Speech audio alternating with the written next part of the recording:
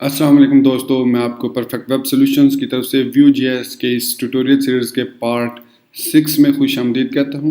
मेरा नाम इमरान कासिम है और आज के इस Vue.js के वीडियो ट्यूटोरियल में हम डिस्कस करेंगे और सीखेंगे V model, V pre, V cloak और वी वंस के बारे में। ये चारों जो है ये डायरेक्टिव्स हैं Vue.js के and this will be the last video tutorials for directives and next video tutorial से हम कंपोनेंट्स के बारे में सीखना शुरू करेंगे। तो इससे पहले कि मैं वीडियो ट्यूटोरियल शुरू करूं, मैं आपसे रिक्वेस्ट करूंगा, अगर आप ये मेरी वीडियो देख रहे हैं और आपने अभी तक मेरे चैनल को सब्सक्राइब नहीं किया तो काइंडली इसको सब्सक्राइब कर लें और साथ में बेल का आइकन प्रेस करना मत भूलिएगा, ताकि उससे आपको नोटिफिकेशन आपकी ईमेल में और आपके यूट्यूब ऐप में मिल जाए जैसे ही मैं कोई न्यू वीडियो अपलोड करूँ अपने चैनल पर। So thank you very much. तो चलिए शुरू करते हैं इस वीडियो ट्यूटोरियल को। तो सबसे पहले हम यहाँ पे डिस्कस करेंगे वी मॉडल को। बाकी वी प्री, वी क्लोक और वी वंस को चले पहले देख लेते हैं, क्योंकि वो उनके सिंपल सी उनकी लॉजिक है। वी प्री क्या होता है?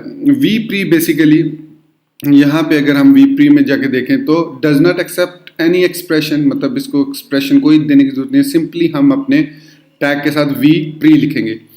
अब दूसरा उसका फायदा क्या है कि skip compilation for this element and it's children. अगर आपने किसी भी टैग के साथ, सपोज किसी भी टैग के साथ वी प्री लगा दिया और वो with in that object of Vue.js किया जिसको हमने टारगेट किया EL के जरिए, तो वो उसको कंपाइल नहीं करेगा, उसको एज इट इज जैसे भी हो वो उसको डिस्प्ले कर देगा। इससे कंपाइलेशन फास्ट होती है, आउटपुट रेंडरिंग उसकी जो है वो फास्ट होती है। अभी तो हमारे पास छोटे से मतलब 4 लाइनें 6 लाइनें हैं। जस्ट इमेजिन अगर हमारे पास थाउजेंड्स ऑफ लाइंस हो, एक टेम्पलेट हमने बनाया हो, उसके अंदर Vue.js को यूज़ किया हो और कुछ ऐसे कंपोनेंट्स हों जो स्टैटिक हों, मतलब वो डायनामिकली चेंज ना हो रहे हो, Vue.js से इनपुट या आउटपुट ना ले रहे हो, तो ऐसे जो एलिमेंट्स होंगे उनको Vue.js रेंडर करेगा, क्योंकि वो उसके साथ शामिल है, उस EL एलिमेंट के साथ शामिल है। तो हम उसको अवॉइड करा सकते हैं उसके साथ वी प्री लगा के। वी प्री लगाने से वो उसको अवॉइड करेगा कंपाइल करने से और बाकी message as it is display करवाएगा। चलिए इसकी एक प्रैक्टिकल छोटी सी एग्जांपल देखते हैं क्विकली। यहाँ पे मैं सबसे पहले div id लूँगा पार्ट 06 के नाम से, क्योंकि ये हमारा पार्ट 06 है। और अब यहाँ पे मैं एक स्क्रिप्ट टैग के अंदर सबसे पहले Vue.js का डेवलपमेंट वर्जन उसको ऐड करूँगा, Vue.js, और उसके बाद यहाँ पे स्क्रिप्ट टैग में हम अपना कोड लिखेंगे। तो यहाँ पे मैं एक वेरिएबल लूँगा ऐप के नाम से, उसको न्यू व्यू ऑब्जेक्ट दे दूंगा यहाँ पे। अब ये हमारे पास न्यू व्यू ऑब्जेक्ट क्रिएट हो गया। इसके अंदर EL एलिमेंट को देंगे और यहाँ पे ID देंगे जो हमने div को दी है पार्ट 06। उसके बाद हम यहाँ पे एक मैसेज डाटा के अंदर एक मैसेज वेरिएबल लेते हैं, उसको लिखते हैं हेलो वर्ल्ड। ठीक है। अब इसकी प्रैक्टिकल एग्जांपल ये है कि यहाँ पे हमारे पास 2 P टैग हैं, इन दोनों में हम मैसेज को डिस्प्ले करवा रहे हैं। ये देखें मैसेज,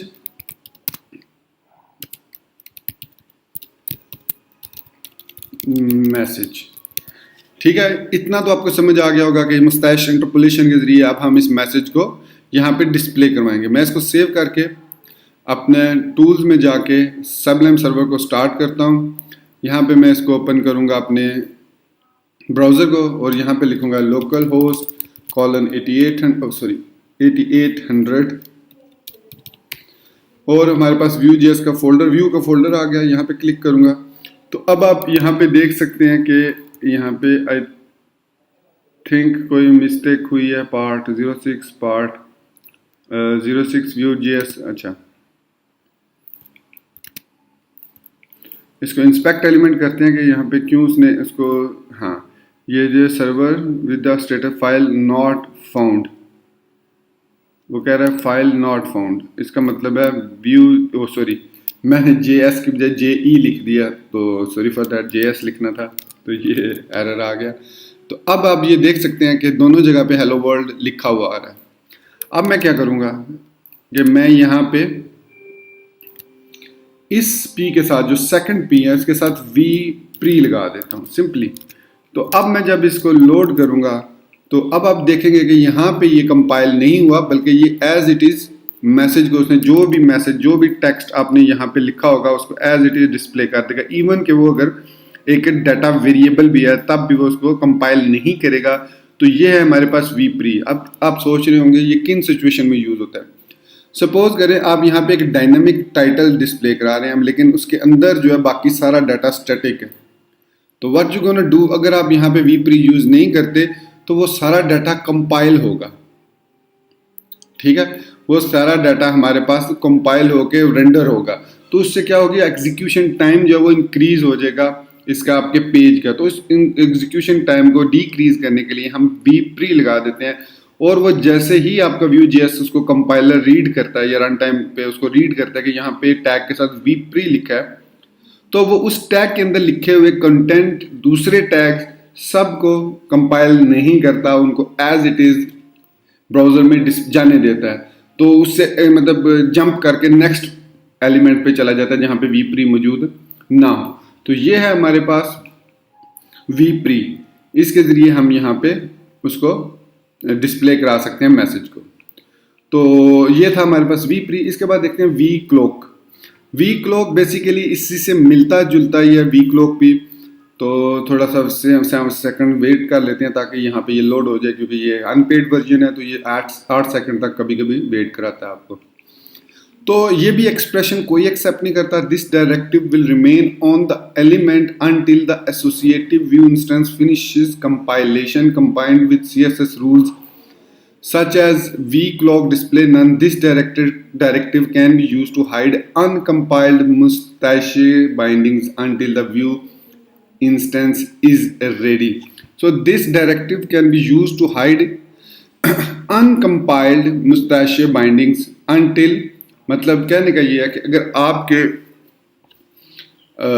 पेज में बेशुमार Vue.js के कंपोनेंट्स हैं और आप चाहते हैं कि जब तक वो कंपाइल ना हो जाए, रन ना हो जाए, तो उस वक्त तक वो शो ना हो। अगर आप गौर करें यहाँ पे, मैं इसको एक दफ़ा रीलोड करता हूँ, तो यहाँ पे आपको वो कंपाइल, ये देखें, आपको एक सेकंड्स के लिए, थोड़े से सेकंड्स के लिए आपको यहाँ पे मुस्ताशी एलिमेंट्स नज़र आइए।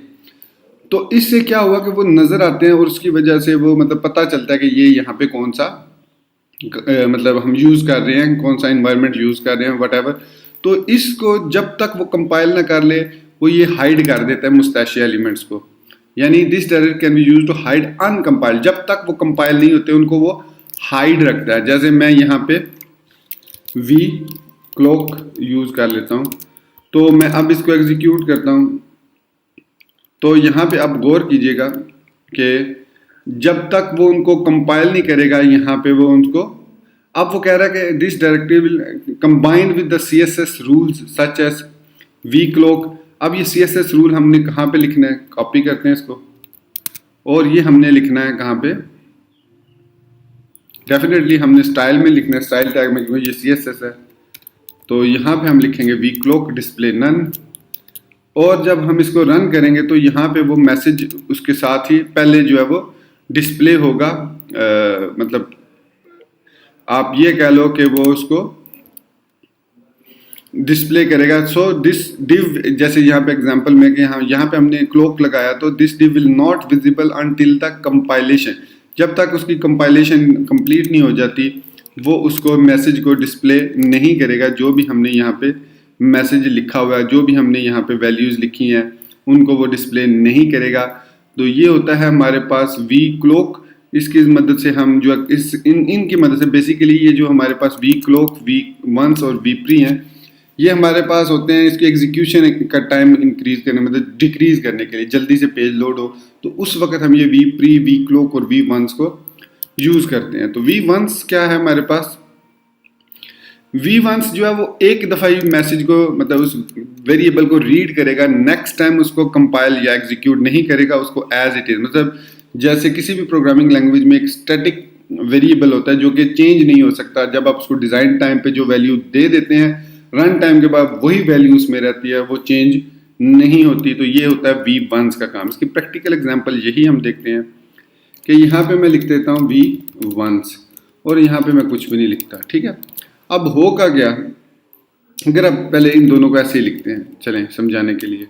अब मैं इसको रीलोड करूँगा तो यहाँ पे हमारे पास दोनों में हेलो वर्ल्ड लिखा हुआ आ गया। अब मैं इसमें इसको टैब को क्लोज करके दोबारा लोड करता हूँ ताकि व्यू की टैब आ जाए हमारे पास। ये व्यू की टैब आ गई। यहाँ पे देख सकते हैं मैसेज के अंदर हेलो वर्ल्ड है। अब मैं कंसोल में जाता हूँ, यहाँ पे लिखता हूँ app dot message is equal to good morning. लिख के मैं जैसे ही एंटर किया तो इसने दोनों जगह पे उसको रिप्लेस कर दिया।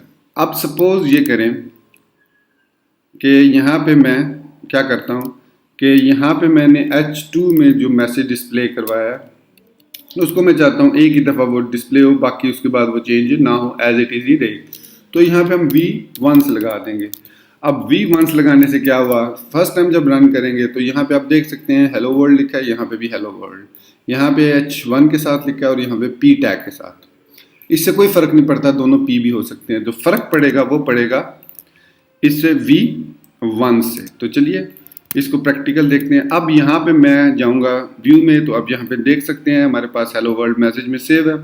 कंसोल में जाऊँगा, अब यहाँ पे अगर मैं लिखता हूँ app dot message is equal to good morning, तो अब आप सोच रहे होंगे ये गुड मॉर्निंग जैसे पहले दोनों में लिखा हुआ आएगा वैसे ही यहाँ पे लिखा हुआ आएगा, तो ऐसा नहीं होगा।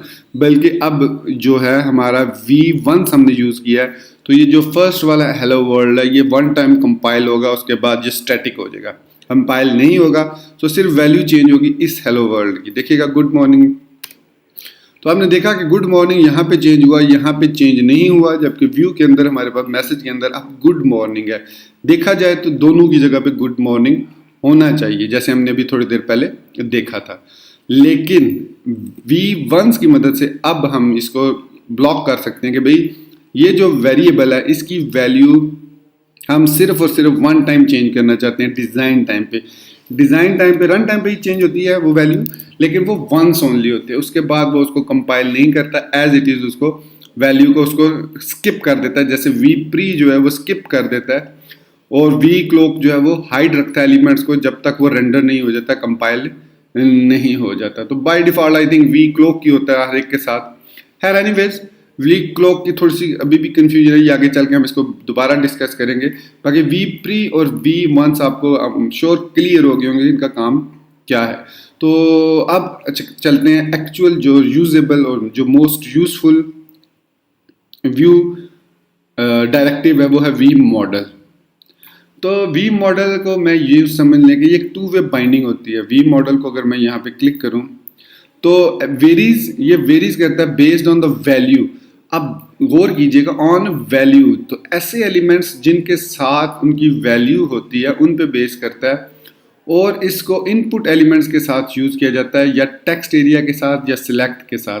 आप इसको चाहें तो किसी के साथ भी यूज़ कर सकते हैं। मैंने खुद इसको देखा है, इसको ए टैग के साथ भी यूज़ करके देखा है, डिव के साथ भी तो यूज़ कर सकते हैं। लेकिन बेसिक उन्होंने कहा कि it is limited to input, select और टेक्स्ट एरिया और कंपोनेंट्स। इन चार के साथ ये लिमिटेड टू यूज़ है, इनके साथ हम यूज़ कर सकते हैं। आगे जाके हम जब कंपोनेंट्स को देखेंगे तो उसको भी हम डिस्कस करेंगे। फिर इसके बाद इसके कुछ मॉडिफायर्स होते हैं, लेजी, नंबर और ट्रिम। लेजी क्या करता है कि listen to the change event instead of input. मतलब जैसे ही आपको याद होगा अभी थोड़ी देर पहले या पहले वीडियो ट्यूटोरियल में जब मैंने एक Vue.js का प्रोग्राम लिखा था कि जैसे ही मैं टेक्स्ट बॉक्स में टाइप करता था एज इट इज़ वो नीचे P टैग में भी वही मैसेज डिस्प्ले हो रहा होता था।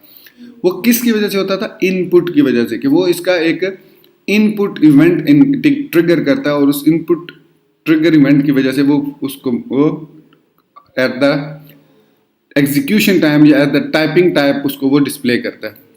कि सम टाइम आप ये चाहते हैं कि ऐसा ना हो, बल्कि जब आप उसका कोई चेंज, कोई इंटर की, कोई टैब की उससे चेंज करें, उस इवेंट को चेंज करें, उस टेक्स्ट बॉक्स को चेंज करें जब, तब वो एग्जीक्यूट हो उसके अंदर की वैल्यू।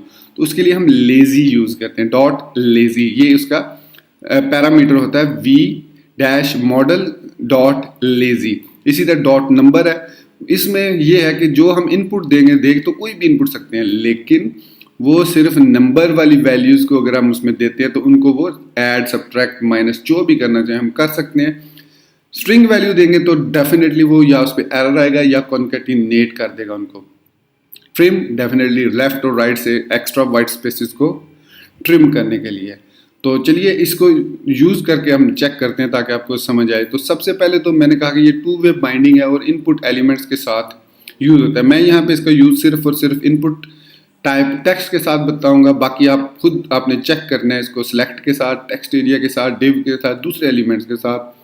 और अगर आपको कोई भी प्रॉब्लम होती है तो आप इस वीडियो के कमेंट सेक्शन में वो मुझसे डिस्कस कर सकते हैं, या हमारे social media channels Facebook, Twitter, Instagram और व्हाट्सएप ग्रुप को भी ज्वाइन कर सकते हैं, जिसका लिंक आपको डिस्क्रिप्शन में मिल जाएगा।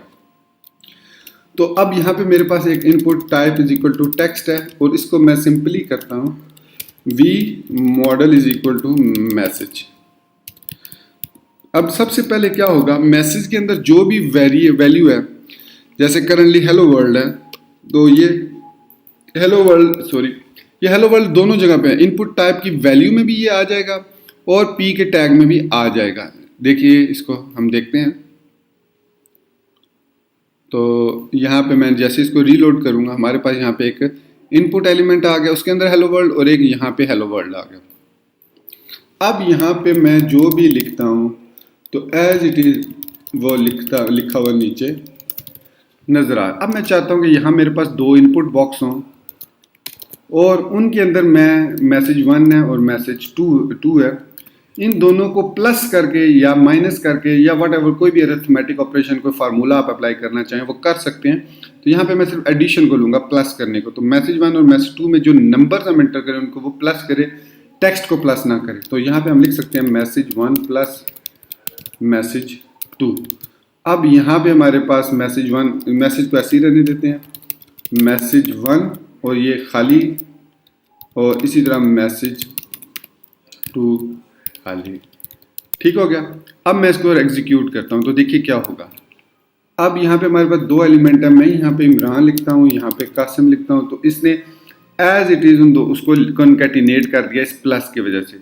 तो मैं तो चाह रहा था कि ये जो नंबर हो, और प्लस में ये चाह रहा था कि जब हम इसको इससे फोकस आउट करें तब वो उनको प्लस करें। तो सबसे पहले देखते हैं, मैं यहाँ पे नंबर लिख देता हूँ, डॉट नंबर। अब क्या होगा, वो इन दोनों को कास्ट करेगा नंबर्स में। दोबारा रीलोड करता हूँ। अब यहाँ पे मैं 2 लिखूंगा तो अब देखें यहाँ पे 2 लिखा हुआ आ गया।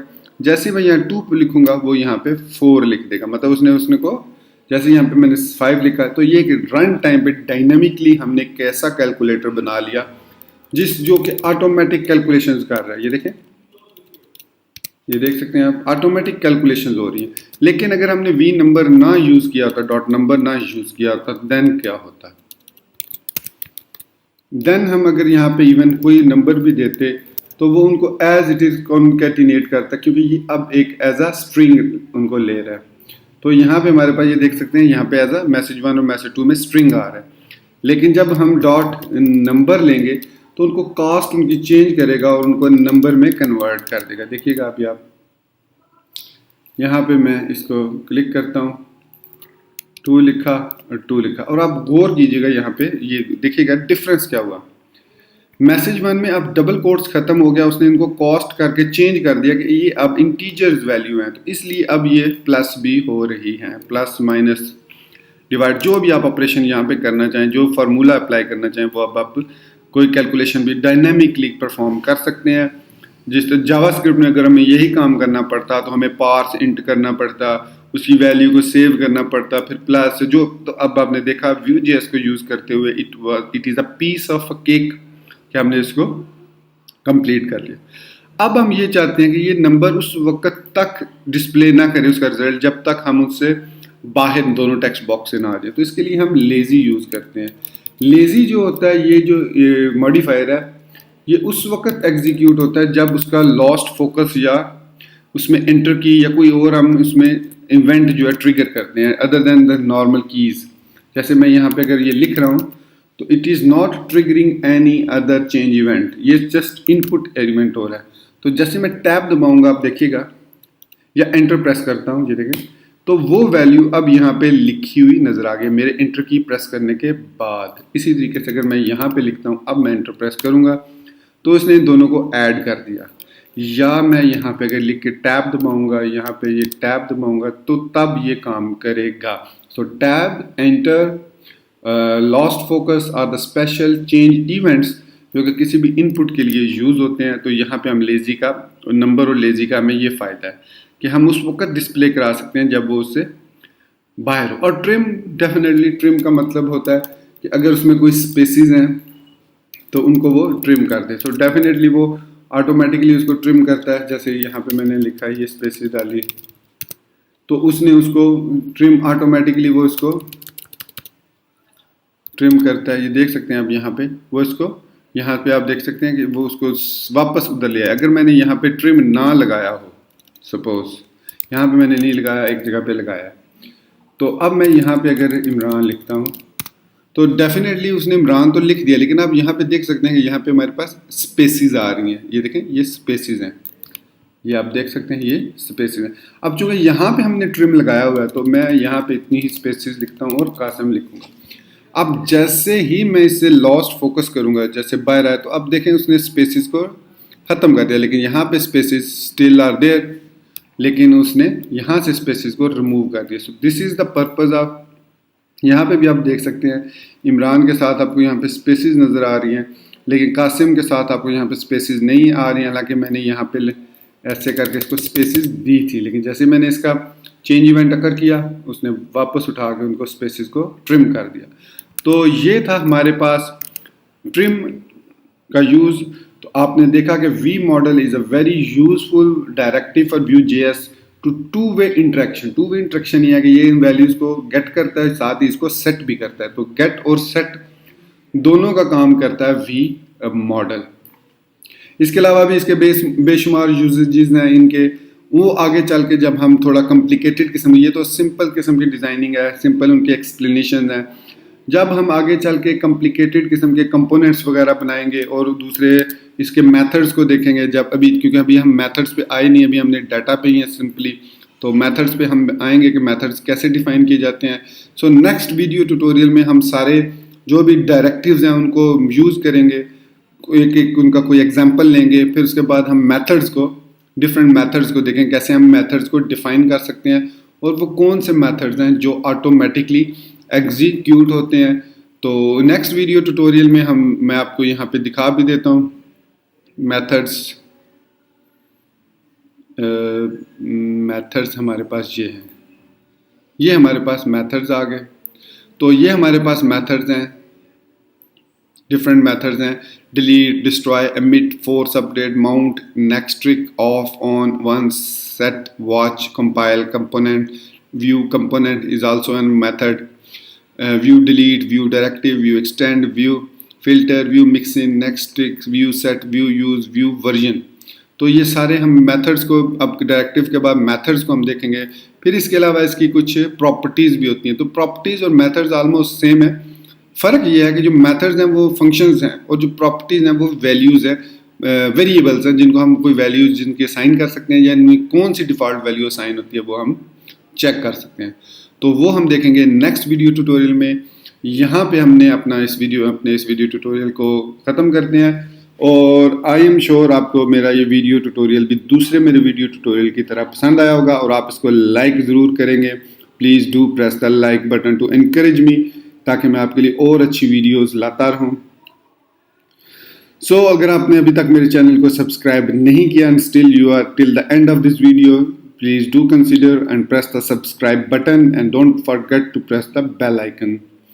So thank you very much guys for watching this video tutorial till end and being with me till end as well. Thank you very much once again. Take care. Allah Hafiz and bye.